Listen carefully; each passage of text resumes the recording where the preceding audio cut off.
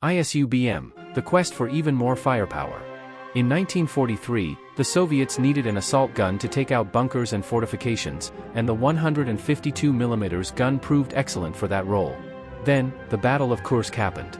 The Su-152 performed exceptionally well against German Zu tanks like the Tiger and Panther, earning the nickname Zveroboy, the Beast Killer. The Su-152's chassis was derived from the short-lived KV-1S chassis, which was being phased out in favor of newer heavy tanks like the IS series. Consequently, a new SPG built on the IS chassis began its life as the ISU-152. In the spring of 1944, the ISU-152 saw its first combat deployment, also earning the Zveroboy nickname and continuing the legacy of its predecessor. However, since the 152mm ML-20 was a howitzer designed mainly for destroying bunkers and fortifications, its gun had a lower muzzle velocity compared to dedicated tank guns like the German 8.8 cm.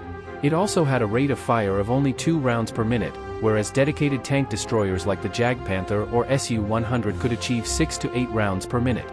On top of that, its sights were made for an assault role, not anti-tank combat. Thus, the ISU-152 struggled to effectively fulfill the role of a dedicated anti-tank vehicle. After encountering the Ferdinand, the Soviets began looking into high-power guns with exceptional performance against heavy tanks. This marked the beginning of the quest for even more firepower, and the ISU BM high-power projects were born. The ISU-122 BM, designated Object 243, mounted the 122mm BL-9, an enormous gun with a 7.1 meters barrel. It had a muzzle velocity 200 meters per second greater than the standard ISU-122.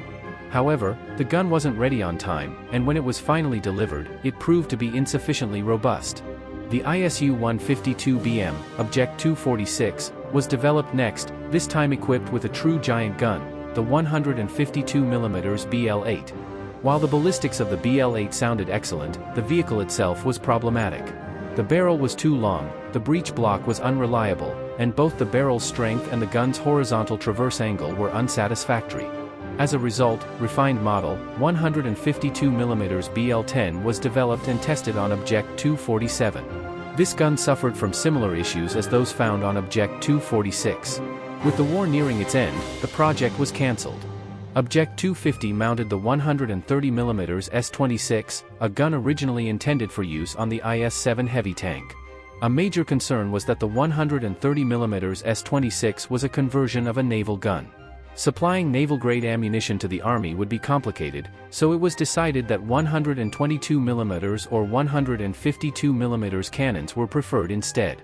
Object 251 revisited the 122mm concept, this time with the S-26-1, essentially a 122mm version of the S-26. The project was completed in June 1945. By then, the war was already over, so it too was cancelled. Ultimately, the ISU BM prototypes faced similar core problems. The vehicles themselves often suffered from mechanical issues, as the guns were simply too powerful for the chassis to reliably handle. However, what truly put the nail in the coffin for these experimental guns was the end of the war, at which point they were no longer considered necessary. Only one tank belonging to the ISU BM prototypes, specifically the ISU-130, remains to this day in the Kubinka Museum.